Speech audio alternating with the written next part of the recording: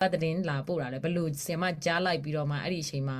ဆီမတို့တရင်တစ်ခုလုံးအကုန်လုံးမဟာမိတ်တွေနဲ့ဘယ်လိုမျိုး reaction ဖြစ်လဲအဲ့အချိန်မှာပေါ့နော်အကုန်လုံးကဒီ response ဆီမရဲ့ပတ်ဝန်းကျင်ပဲဖြစ်ဖြစ်အဲ့ဒီ walkie talkie ထဲရပဲဖြစ်ဖြစ်အတန်နေပေါ့နော်အဲ့ဒါလေးတစ်ခုကျမတို့အဲ့ဒီ moment လေးကိုပြောပြလို့ရမလားရှင်အမတ်တရလေးဖြစ်သွားအောင်ဒီနေ့ဟုတ်ကျမတို့ဒီအဲတကယ်ကိုမြေပြင်ရဲ့comment ပေးတဲ့ဒီကကျမတို့ရဲ့ဒီ viewer မှုနဲ့ media viewer မှုရဲ့ကျမတို့ CS တွေနဲ့ Zaulan CS တွေကျမတို့ CNDF CS COC ချုပ်တွေနဲ့ရှိနေတဲ့အချိန်ပေါ့နော်တိုက်တယ်ပြီးရင်လင်ကတောက်လျှောက်လာကျဲပြီးအဲ့ဒီမှာရဲဘော်တွေကအဲ့ဒီမှာဂျက်ဖိုက်တာတစ်ခုလာကျဲတဲ့အချိန်မှာရဲဘော်တွေကသူတို့ရဲ့ကရုတ်ချင်းထဲမှာသူတို့ကတဖြည်းဖြည်းနဲ့ကရုတ်ချင်းနဲ့တူးရင်နဲ့တလက်မချင်းနည်းနည်းချင်းကိုကတ်တာကိုအဲ့ဒီအချိန်မှာလေရင်တောက်လျှောက်ဂျက်ဖိုက်တာကလည်း10မီတာချား10မီတာချားကိုလာကျဲတာအဲ့လိုမျိုးအချိန်မှာဘယ်လိုပြောမလဲတက်စိတ်က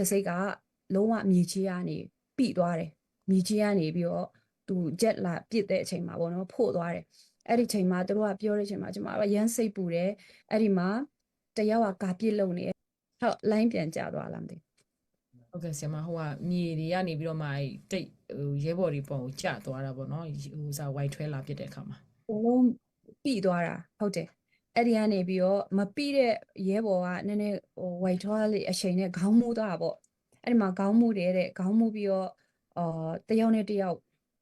ဒီလိုမျိုးခေါင်းမူးမြန်ပြေတဲ့အချိန်မှာသူတို့တငယ်ချင်းကိုကြီးလိုက်တဲ့အချိန်မှာမြေကြီးကဖို့သွားပြီ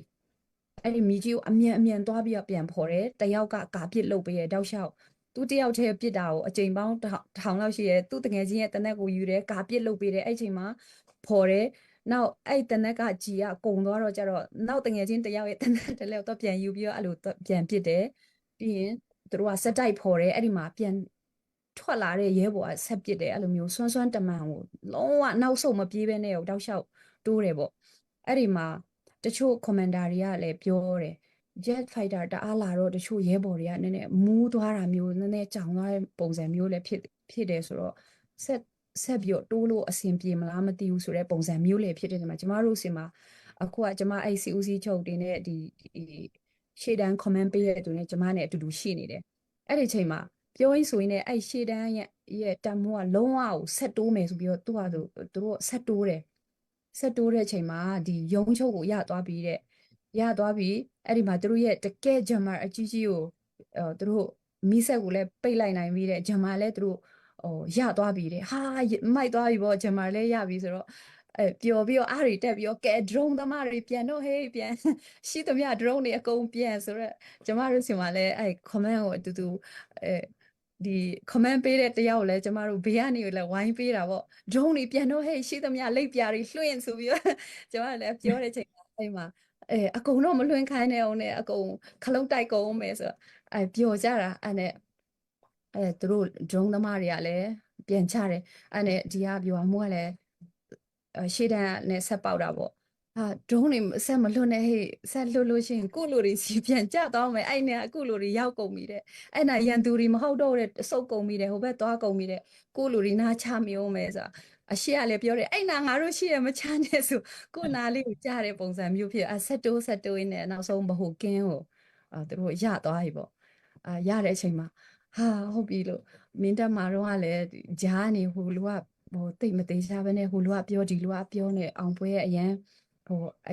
ရဲဘော်ကနေလှုပ်လိုက်လို့ပေါ့နော်ဒီ CB ရဲ့ page ကနေလဲဟိုမဖြစ်ပဲနဲ့ဆိုရင်အဆင်မပြေဘူးဒါပေမဲ့ရဲဘော်တွေလည်းနည်းနည်းဟိုဖြစ်ထားအောင်တော့ကြဒီသူတို့ဘဟုကင်းဘက်ဆက်တိုးနဲ့သူတို့လည်းဆက်ပစ်နေရပေါ့လေအဲ့ဒီချိန်မှာတချို့ကလည်းဆုတ်ပြေးသွားပြီတချို့ကတော့ကျသွားပြီဒီစစ်ကောင်စီတွေကကျသွားပြီပေါ့လေအဲ့ဒီမှာပြေးသွားတဲ့သူတွေကလည်းများသေးတယ်ဆိုတော့တက်ဖြန့်ပြီးတော့ပြေးသလားကိုရီကိုပဲပြန်အုပ်လာနိုင်သလားပြီးတော့ white ထွားတဲ့တောက်လျှောက်လာတယ်အဲ့ဆိုကျမတို့မှာ confirm မလုပ်ရဲဘူး confirm မလုပ်ရဲတော့ကြတော့ကိုရီးယားဒီမှာဒီမြေပြင် comment လုပ်တဲ့သူတွေက confirm မလုပ်ရဲတဲ့အချိန်မှာရဲဘော်တွေကငါတို့တကုံနဲ့ဝင်ပြီဆိုရရိုက်တဲ့ဗီဒီယိုဘယ်က MPT line နဲ့ line တက်ပြီးတော့သူတို့ကဝင်းတာအားရနဲ့လွှင့်လိုက်လည်းမသိဘူးအဲ့ဒါဆိုတော့ကျမတို့ဖန်ရှာပေးတဲ့တကယ်ကိုတကယ်အဖွဲ့တွေကလည်းအရင် ဒီဘက်ကိုလည်း report မပေးသေးပဲနဲ့ဒီဘက်မှာလည်းအောင်ပွဲတွေခံကုန်ပြီပေါ့ကိုရီးယားလည်းကြံရှိတဲ့ရဲဘော်တွေကိုဟိုရဲဘော်တွေကိုခွဲတာပေါ့လေဒီမှာနေမီရှင်းလင်းအပေါ်မှာလုံးမဲ့အဖွဲ့ကတတ်ပြီးရင်ပြေးတဲ့အဖွဲ့ကိုလိုက်မဲ့အဖွဲ့တွေခွဲတော့တာအဲ့မျိုးဆိုကျမတို့မှာ confirm မလုပ်ရတဲ့အချိန်မှာသူတို့တွေကတောက်လျှောက် confirm လုပ်တယ်ကျမတို့ပန်းနိုင်တကယ်ကိုမရောက်သေးပဲနဲ့ဟိုသူတို့ဘက်ကနေအလင်းအငိုက်ပြန်ပြီးတော့လုံနိုင်တဲ့အနေအထားမျိုးမှာကျမတို့ကမလုံနိုင်သေးတဲ့အချိန်မှာသူတို့ကဓာတ်ပုံတွေရိုက်နေနေပြီးပြီး live တော့မဟုတ်ဘူးဗီဒီယိုတွေနဲ့သူတို့ကအဲ့လိုလေးတွေတင်ဆိုတော့လေအဲ့ဒီဟာတွေလည်းကျမတို့ရဲ့ပြည်သူတွေရော support လုပ်ပေးတဲ့သူတွေရောကျမတို့ကမယုံမသားနဲ့ဖုံးကွယ်ထားတာမျိုးတွေလုံးဝမဟုတ်ပါဘူးလို့ကျမတို့မှလည်းဆက်လိုက်ရတဲ့အနေအထားမျိုးတွေကျမတို့ဘယ်ချိန်ပြန်ပြီးတော့တံပြန်လုံနိုင်မလဲဆိုတဲ့အနေအထားမျိုးတွေ confirm လုပ်ရတဲ့အနေအထားမျိုးတွေရှိလို့မလို့တေချာတဲ့အချိန်ကျမှဒီနေ့မှကျမတို့ကအခုလိုမျိုးကြီးညာရတာပါလို့ဟုတ်ကဲ့ကျေးဇူးတင်ပါတယ်ဟုတ် ။မရဲဘော်တွေက line ရတာပေါ့အဲ့ဒါဆိုတက်ကုန်းမှာ တက်ကုန်းထဲမှာ line 4G မိတဲ့နေရာရှိတယ်ပြီးတော့ဒီကုန်းနားမှာဒီအားထားကနေဘက်မှာလေအဲ့ဒီမှာဖုန်းလိုင်းမိတဲ့ဟာတွေရှိတယ်အဲ့တော့ကျမကလည်း CS တို့ကိုပြောတယ်ပေါ့နော်CS လောက်ကြအောင်အဲ့မှာငါတို့တိမ့်ပြီးပြီဆိုလို့ရှိရင်တော့အဲ့ဒီဘက်မှာဟိုပါပေါ့ရဲဘော်တွေကို line မထိုင်သေးဖို့ကင်းသွားဆောက်ပါဆိုတော့သူတို့ကလက်ကပိုးမြန်နေပြီအကုန်လုံးသူတို့က သူတို့အရန်ပျော်လို့ပေါ့နော်ဆီမသူတို့လည်းဂျာကြီးကိုကျူးကျူးဆဆနဲ့လုပ်ခဲ့ရတာဆိုတော့ ဟုတ်ကဲ့ အရ ဟုတ် န် ကဲ့ ပျော်တဲ့ခါကြတော့နော်ဆို ပြီး တော့ တော့ စစ်ကောင်စီတွေကတော့ထွက်ပြေးသွားတဲ့အချိန်မှာသူတို့လည်းအရန်ပျော်တာနေမှာ ဟုတ်ကဲ့ပြီးတော့ကျမအခုလဲ live လွှင့်နေလို့ကြားပါတယ်ဗောနော်အဲ့ဒီမှာကျမထပ်ပြီးတော့ဖော်ပြချင်တာလေးကတော့အာဒီစစ် ဟုတ် ကောင် ကဲ့ စီ ဆီမခဏလေးတော့ဖော်ပြလို့ရပါတယ်ကျမတို့ရဲ့ဒီပြည်သူတွေကနေတော့အခုချိန်ထိပေါ့နော်1000ကျော်စကလေးကနေ1000ကျော်အခုချိန်ထိ1000ကျော်ထိကြည်နေပါသေးတယ်လို့ပြောပါရှင် ဟုတ်အခုချိန်မှာဗောနော်ကျမတို့ကိုဒီရွာနေတကယ်ကိုရွာတွေကနေလည်းပဲမျိုးစုံ support လုပ်ပေးတယ်ပြီးတော့ကျမတို့ကိုဒီအာတချို့ဆိုရင်ပေါ့နော်မုတ်ဆိုးမသူတယောက်ပဲရှိရပေါ့နော်တာသမီးတွေလည်းသူလှုပ်ကြွရတောင်ရခုတ်ရင်းထဲမှာဒီဖလန်းမြို့သိန်းစစ်စင်းမှာ1000လေးပါရစေဆိုပြီးတော့ပို့လာတဲ့ဟာမျိုးလေးရှိတယ်တချို့ကပါစတာတွေလုပ်တယ်ပေါ့နော်အဲ့မှာသူတို့လည်းလာခတွေကလည်းတိတ်မရှိပေမဲ့လို့ကျမတို့စုပြီးတော့အဲ့လိုလေးတွေပေးတာလေးတွေရှိရပေါ့နော်အဲ့မျိုးတွေကျမတို့အရန်ကိုအားရှိရပါတယ်ပြီးနိုင်ငံခြားမှာဆိုရင်လည်းပဲသူ့မှာအချိန်ကိုလူပြီးတော့တကယ်ကိုအလုပ်လုပ်ရတယ်ပေါ့နော်အမြဲတမ်းဟိုတချို့ဆိုရင်အကြာကြီးတွေမတက်ရက်ပြီးတော့အလုပ်လုပ်ရတဲ့အနေအထားတွေကြားမှာသူတို့ရဲ့ချွေးနှဲစာကိုကျမတို့ရဲ့တိုက်ပွဲမှာပေါ့နော်ဒီသူတို့ကိုယ်တိုင်တိုက်ပွဲမှာပါဝင်လာတဲ့ဟာမျိုးတွေအများကြီးကျေးဇူးတင်ရှိကြောင်းဒီနေ့ကနေဖော်ပြလိုပါတယ်လို့ပြီးတော့ကျမတို့ဒီမြို့မှာပေါ့နော်ပထမကျမတို့ရဲ့လုံးဝ plan လုပ်ထားတာနဲ့ training လုပ်ထားတာလေ3ရက်အတွင်းသိမ့်မယ်ပေါ့တစ်လအတွင်းသိမ့်မယ်ပေါ့အဲ့လိုမျိုးတွေ plan A plan B တွေမှာလေကျမတို့9လကြာမယ်ကိုလုံးဝမစင်စားစိတ်မကူပါဆိုတော့ကျမတို့ကြိုတင်ပြင်ဆင်တဲ့ကာလတော်တော်ကြာတယ်ကျမဆိုရင်ကစားသမားဆိုတော့သူများစီမှာတော့ပြိုင်တောင်မှစီးဂိမ်းတစ်ခါတော့ပြိုင်2နှစ်လောက်လေ့ကျင့်ရတယ်ဆိုတော့ဒီအသက်နဲ့ရင်းတဲ့တိုက်ပွဲတွေမှာ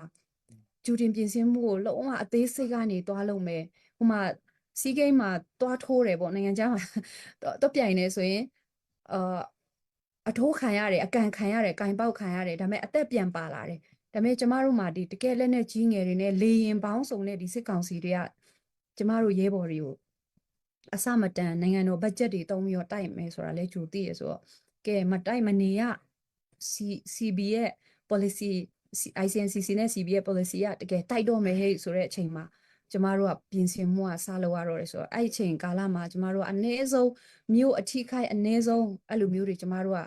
plan လုပ်ခဲ့တယ်ဒါပေမဲ့ကျမတို့ကမထင်မှတ်ပဲနဲ့9လလောက်ကြာသွားတဲ့အချိန်မှာပေါ့နော်ဟိုပြည်သူတွေရဲ့တချို့အိမ်တွေမှာကျမတို့ကပြည်သူတွေရဲ့အိမ်တွေမှာဟိုပါပေါ့ရှိတဲ့ဆန်တွေစီတွေကျမတို့မှာမလောက်တဲ့ဟာတွေတချို့ယူတဲ့ဟာတွေရှိရပေါ့နော်အဲ့တော့အဲ့ဒီမှာကျမတို့ရဲ့ပြည်သူတွေကိုလည်းဒီနေရာနေပြီးတော့ဟိုကျေးဇူးတင်ကြောင်းပြောရမလားဒါမှမဟုတ်လဲတောင်းပန်ရမလားပေါ့နော်သူတို့မရှိတဲ့ချိန်မှာသူတို့အိမ်ထဲကနေပစ္စည်းလေးတွေယူတဲ့ဟာမျိုးလေးရှိတဲ့အတွက်အဲ့ဒီအတွက်လဲနားလဲပေးစေချင်တယ်ပြီးတော့ပျက်စီးသွားတဲ့အိမ်တွေအတွက်လဲကျမတို့မှာတကယ်ကိုဒီ white 12လာကျေးသွားတဲ့အရာတွေပေါ့နော်အဲ့ဒီဟာတွေကိုလည်းပဲ ကျမတို့မှာအိမ်ပျက်စီးသွားတဲ့အရာတွေကိုလည်းကျမတို့ကတကယ်ကိုစိတ်မကောင်းဖြစ်ရတယ်ပြည်သူတွေကိုလည်းဒီနေရာနေတကယ်ကိုကျမတို့ယင်နဲ့အမျှအတူတူခံစားမိတယ်ပေါ့နော်ဖျားကြောင်ပျက်စီးသွားတဲ့အရာတွေကိုလည်းကျမတို့တကယ်ခံစားရတယ်အဲ့တော့ဒီထက်မကပို့မူကောင်းမွန်တဲ့အဆောက်အဦတွေဖျားကြောင်တွေကိုကျမတို့ကစူးစမ်းပြီးတော့ပြည်သူတွေနဲ့အတူတူပေါ့နော်ပြန်လဲဒီဆောက်ရေးမှာလည်းပဲစူးစမ်းကြရအောင်လို့အဲ့ဒါလေးကိုကျမပြောရင်းနဲ့ညီကုန်းချုပ်ပါတယ်ရှင်